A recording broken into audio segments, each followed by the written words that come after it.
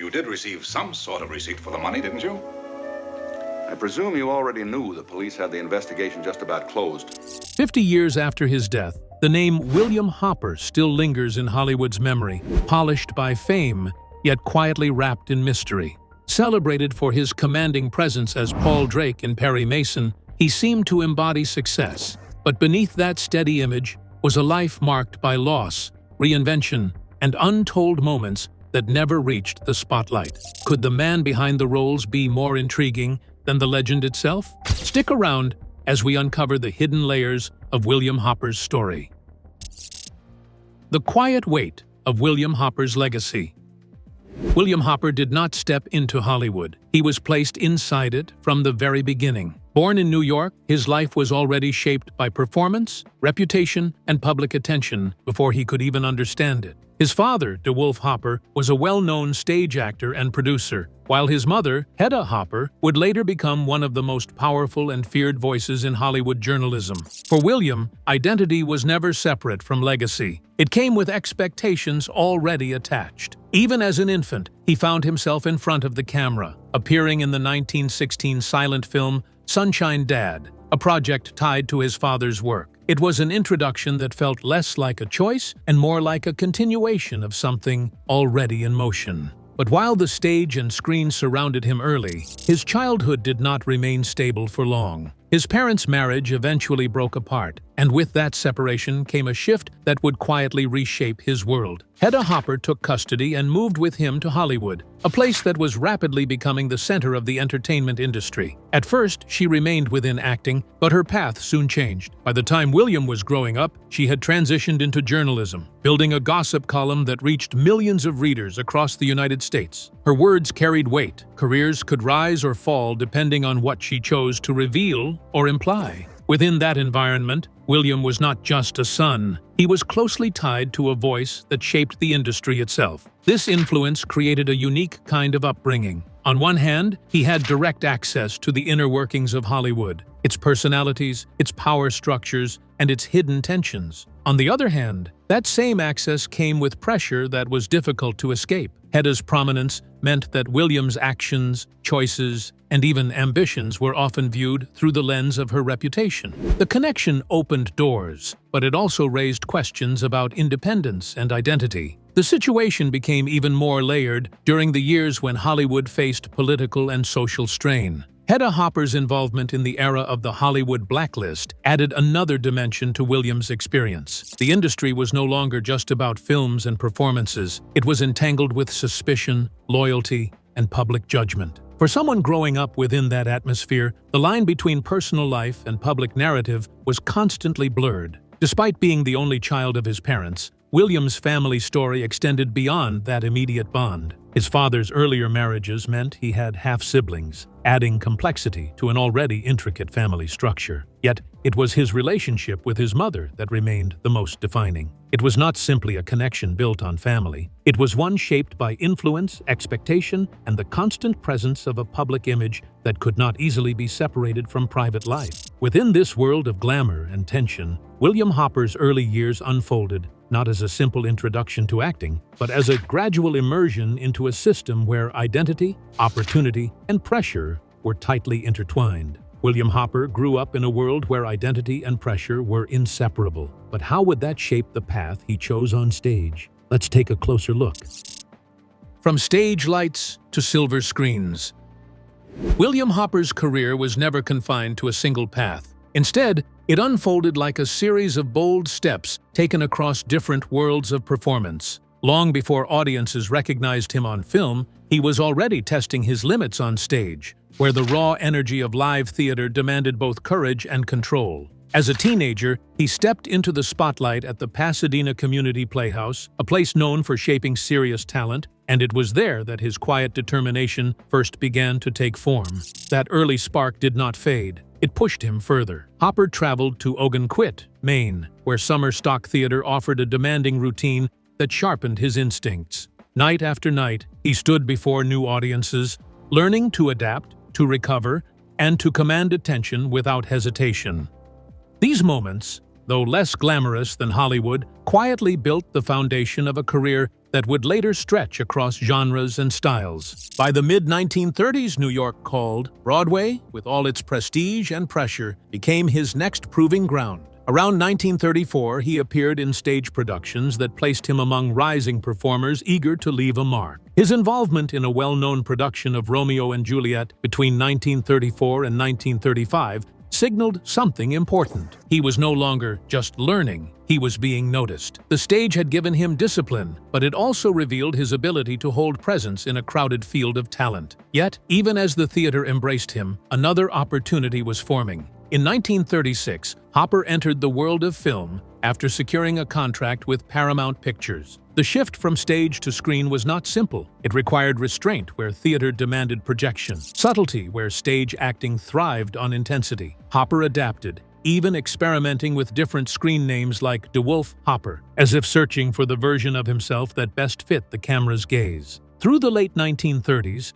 his presence in films steadily grew. Projects like The King Steps Out and others that followed gave him space to explore different tones and characters. He was not locked into one identity. Instead, he moved between roles with a quiet flexibility that made him reliable, yet never predictable. This ability would later define one of the most interesting aspects of his career: his refusal to remain in a single mold. Years later, that same versatility became even more visible. In The Bad Seed in 1956, Hopper stepped into the role of a troubled father, bringing emotional depth to a story filled with tension and unease. Not long after, he shifted gears completely in 20 Million Miles to Earth in 1957, embracing the demands of science fiction, a genre far removed from grounded family drama. These choices were not accidental. They reflected an actor willing to move between worlds, to test new spaces, without losing his sense of control. Looking at his journey as a whole, it becomes clear that William Hopper was never simply following a career path. He was shaping one, piece by piece. From the disciplined halls of theater to the shifting demands of film, he carried with him a steady presence and a quiet adaptability. And while many actors are remembered for a single defining role, Hopper's story stands out for something different: the range he explored, and the subtle way he made each transition feel effortless. Hopper had the range and control, but what moment truly pushed him into Hollywood's spotlight? Let's dive in. William Hopper's rise through Hollywood. The moment William Hopper stepped fully into film, something shifted, not just in his career, but in how he was seen. The transition from stage to screen opened doors, yet it also brought a quiet kind of pressure that followed him into every role. By the late 1930s, his place in Hollywood was no longer uncertain. It was forming, steady, and difficult to ignore. In 1939, his career found new energy with Stagecoach, a film that would later stand as one of the defining westerns of its era. Surrounded by strong performances and bold storytelling, Hopper carved out his own space with a restrained presence that drew attention without demanding it. That same year, he stepped into a completely different world with the return of Dr. X, moving from rugged landscapes into the strange pull of science fiction, as though testing how far his range could stretch. As the early 1940s unfolded, his appearances became more frequent, yet never repetitive. In Knut Rockne, All-American in 1940, he blended into a story built on discipline and legacy, while The Maltese Falcon in 1941 placed him within a darker, more layered narrative where tension sat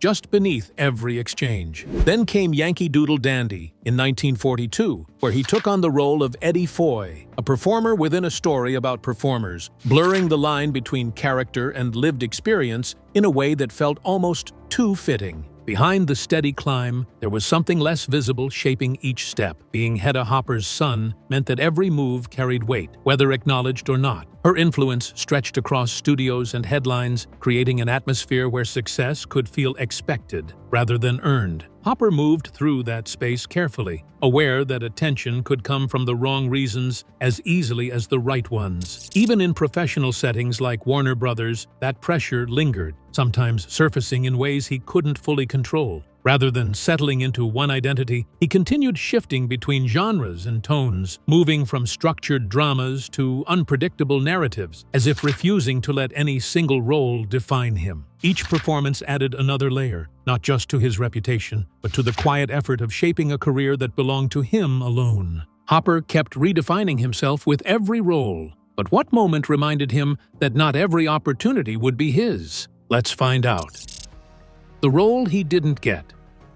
William Hopper may not have been known for collecting shelves of awards, yet within Hollywood, his work carried a quiet respect that many louder careers never achieved. His strength as an actor often lived in the details, measured expressions, steady delivery, and a presence that felt natural rather than forced. Audiences came to recognize him not through grand performances, but through consistency, especially on television, where his role as Paul Drake in Perry Mason made him a familiar and trusted figure. What makes that role even more compelling is how it came to him. Hopper didn't initially set out to play Paul Drake. When the opportunity for Perry Mason appeared, his focus was firmly on the lead role. He approached the audition with confidence, even performing a screen test opposite Ray Collins, who played Lieutenant Tragg. In that moment, Hopper positioned himself at the center of the story, aiming to carry the series as its main character. But the decision ultimately went in another direction, with Raymond Burr taking the title role.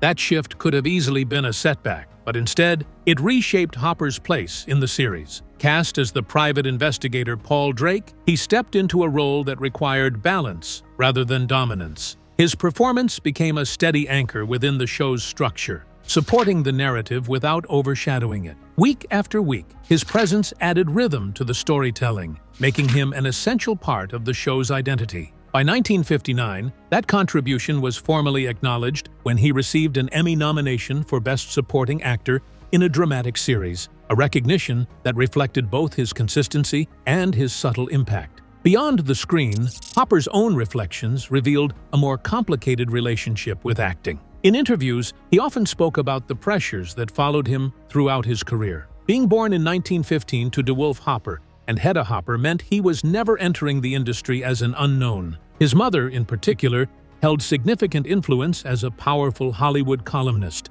shaping opinions and careers across the industry. That environment created a constant awareness in which success felt expected rather than earned. This pressure showed itself in unexpected ways. Hopper once admitted that during his early experiences at Warner Brothers, he felt so nervous that it affected his ability to speak comfortably. It was a striking contrast to the calm and composed figures he portrayed on screen. While audiences saw confidence, behind the scenes, there was a quieter struggle to meet expectations that had been set long before he began his own journey. Through it all, Hopper continued to work, moving forward within the space he had carved out, balancing recognition with restraint and navigating a career shaped as much by circumstance as by choice. Behind that quiet struggle and pressure, one question lingered.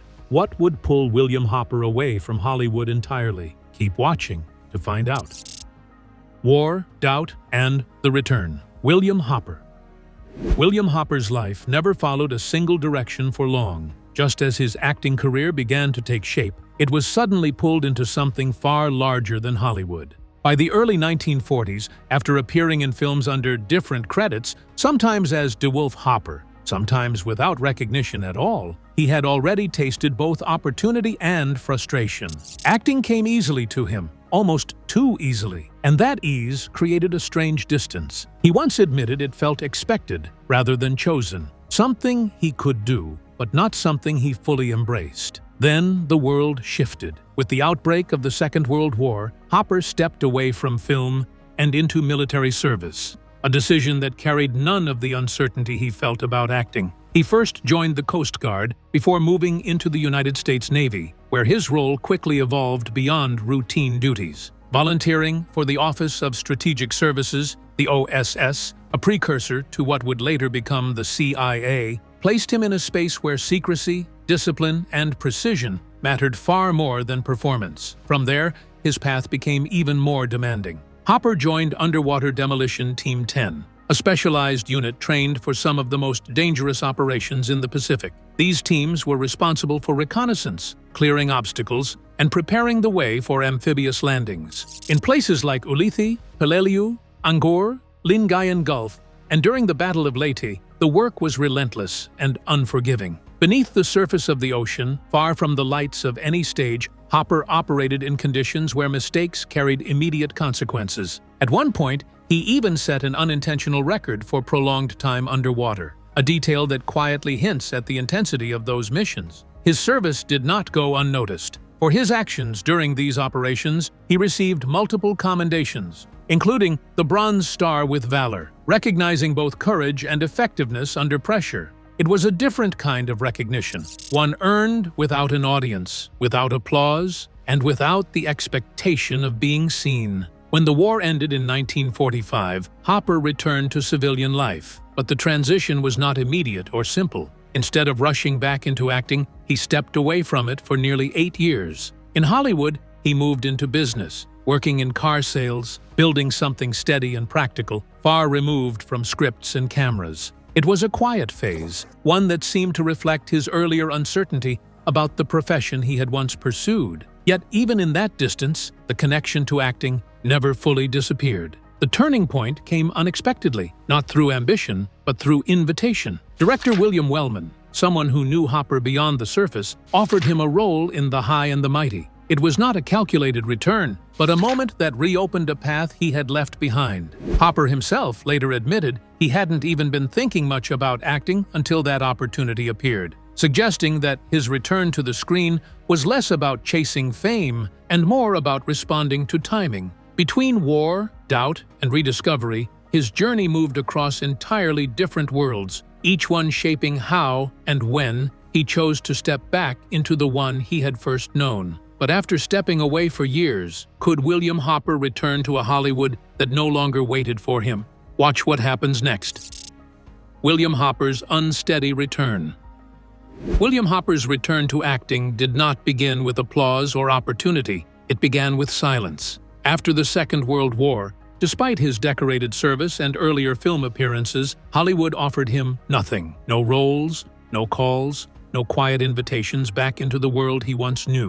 As noted in Hedda Hopper's 1962 book, The Whole Truth and Nothing But, his re-entry into civilian life came with an unexpected reality. The industry had moved on without him. So, instead of scripts, he turned to survival, selling cars in Los Angeles for madman months, far removed from studio lights and sound stages. Yet even before that long pause, Hopper had already brushed shoulders with some of the most iconic figures in film. He appeared in several productions alongside Humphrey Bogart, including The Maltese Falcon in 1941 and Action in the North Atlantic in 1943. Many of these roles were small, sometimes uncredited, but they placed him within stories that would later define an era. His presence lingered in the background of major cinematic moments, almost as if he was there without fully being seen. By 1953, his connection to acting felt distant, something he had not seriously considered returning to. Then came William Wellman. The director reached out with an offer to appear in The High and the Mighty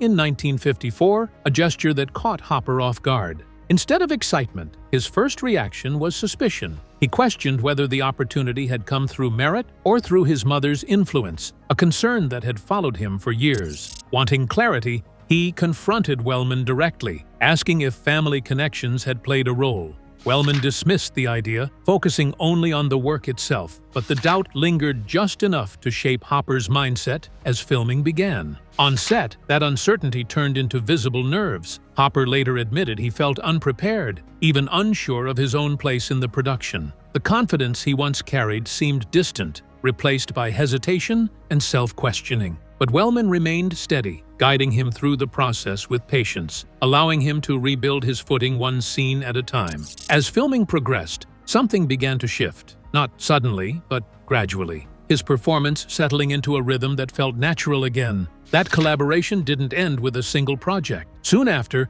Hopper found himself working again with Wellman in Track of the Cat in 1954, and later in Goodbye, My Lady in 1956, each role adding another layer to his return. These weren't just film credits. They were steps in rebuilding a career that had once stalled without warning. Still, the deeper struggle remained internal. In 1955, when he was cast opposite Claire Trevor in a live television drama titled No Sad Songs for Me, scheduled to air on NBC's Lux Video Theater on April 14th, the pressure resurfaced in a more intense form. The idea of performing live, without the safety of retakes, overwhelmed him. At one point, the fear grew so strong that he pulled out of the production entirely, convinced he could not go through with it. But something shifted again. Whether it was determination or quiet resolve, Hopper returned to the set, choosing to face the fear rather than avoid it. As the cameras rolled and the performance unfolded in real time, the anxiety that had built up began to loosen. The tension didn't vanish all at once, but it gave way to a sense of control he hadn't felt in years,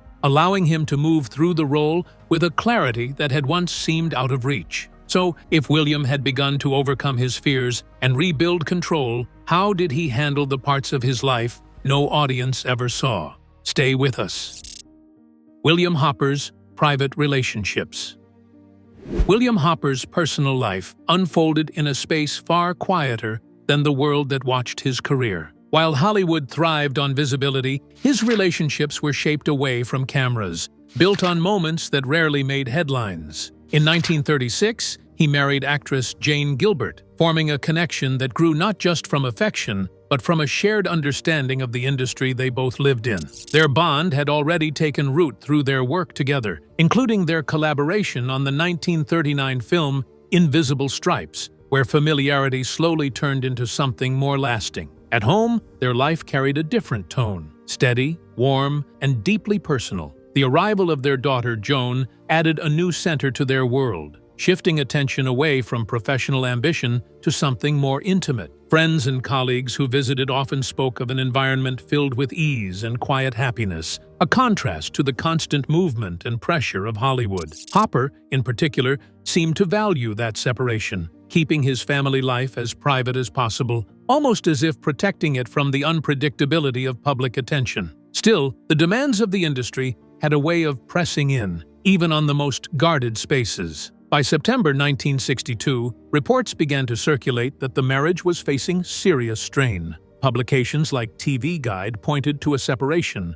suggesting that the pressures of their careers and the weight of time had begun to pull them in different directions. Efforts to repair the relationship followed, but the distance proved difficult to close, eventually leading to a final break that marked the end of a long chapter. In the midst of that change, Hopper's personal life did not remain empty for long. He later formed a new connection with Jeanette Juanita Ward, a relationship that reflected a different stage of his life. This partnership carried less of the early excitement, tied to shared beginnings in film, and more of a steady, grounded sense of companionship. It was shaped by experience, by lessons learned, and by a quieter understanding of what it meant to move forward. Throughout these shifts, one thing remained consistent: Hopper's preference for keeping his personal world out of reach. Even as his professional life placed him in front of audiences, his relationships unfolded in a more reserved space, defined not by public narratives, but by the private rhythms he chose to maintain. But even as his private life shifted quietly, one question lingered. Could William Hopper's career rise again despite it all? Watch closely.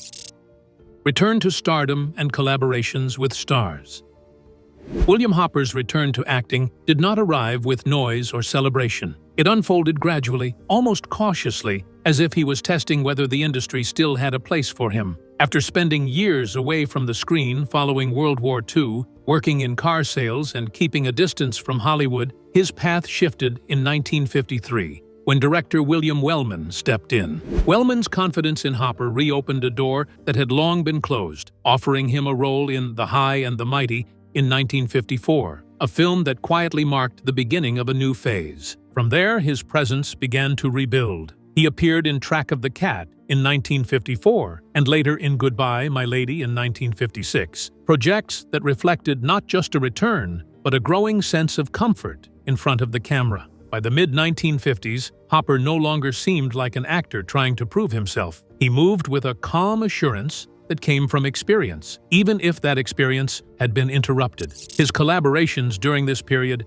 added depth to his journey. He shared screen space with actors who would later become defining figures of the era. In Rebel Without a Cause, in 1955, he portrayed the distant father of Natalie Wood's character, placing him within a story that explored tension, rebellion, and emotional distance. Around the same period, Raymond Burr, who would later become his co-star, was also building his own reputation in films like A Cry in the Night in 1956, linking their paths even before television brought them together. Hopper's earlier connections to actors like Humphrey Bogart, though often in smaller roles, added another layer to his career. placing him within some of Hollywood's most enduring productions. So as William Hopper's connections and confidence grew, one question remained. Would he stay grounded in drama or explore something entirely different? This is where it shifts. Sci-fi and other roles. While many actors of his time became known for a single genre, Hopper moved across different spaces with ease, never allowing himself to be confined. In 1956, his role in The Bad Seed showed a different side of his ability, portraying a father caught in a disturbing and emotionally complex situation. The performance required restraint, allowing tension to build beneath the surface rather than through dramatic display. Then came a shift into science fiction, a genre that demanded a different kind of presence. In 1957, he appeared in 20 Million Miles to Earth and The Deadly Mantis, films that explored imaginative and often unsettling ideas. Hopper brought a grounded quality to these stories, making even the most unusual situations feel believable. Around the same time, he also appeared in the 1955 film Conquest of Space, further stepping into futuristic storytelling. Television expanded his reach even more. He appeared in series like Gunsmoke in 1956, taking on roles that explored moral complexity, and later participated in productions like The Restless Gun. Each appearance reinforced his ability to shift between mediums without losing his sense of control. Yet it was in 1957 that his most defining role arrived. When Perry Mason premiered on CBS, Hopper stepped into the role of private investigator Paul Drake, a character that would become closely tied to his identity. The casting itself carried an unusual twist. He had originally aimed for the lead role, while Raymond Burr had pursued another part before ultimately becoming Perry Mason. Hopper's audition left a strong impression, not just for his performance, but for his honesty, even referencing his mother's reputation during the process. Once cast, he shaped Paul Drake into more than a supporting figure, blending sharp instinct, humor, and quiet confidence. Retirement and enduring legacy. As Perry Mason continued from 1957 to 1966, Hopper's presence became a constant. His portrayal of Paul Drake balanced seriousness with moments of lightness, often bringing subtle humor into the show's intense courtroom atmosphere. He played the role in many shades, sometimes the determined investigator, sometimes the relaxed observer, and at times, the unexpected source of comic relief. Episodes like The Case of Paul Drake's Dilemma revealed another layer, placing his character at the center of conflict and allowing him to explore deeper emotional territory. Even while committed to the series, Hopper did not entirely step away from other work. He maintained theater connections and appeared in occasional film roles, though television remained his primary focus. When Perry Mason ended in 1966, however, something shifted again. Rather than continuing at the same pace, he chose to step back, turning down further opportunities and moving away from regular appearances. His screen moment came quietly, with an uncredited role in Myra Breckinridge in 1970, released after his death. On March 6, 1970, Hopper died at 55 from stroke complications and pneumonia. Respected by peers, he left a steady, natural body of work that endured, remembered for subtle strength on screen always. So what do you think about William Hopper's hidden struggles, surprising comeback, and the legacy he left behind? Was he more than the roles we saw? We'd like to hear your thoughts. Don't forget to like, share, and subscribe.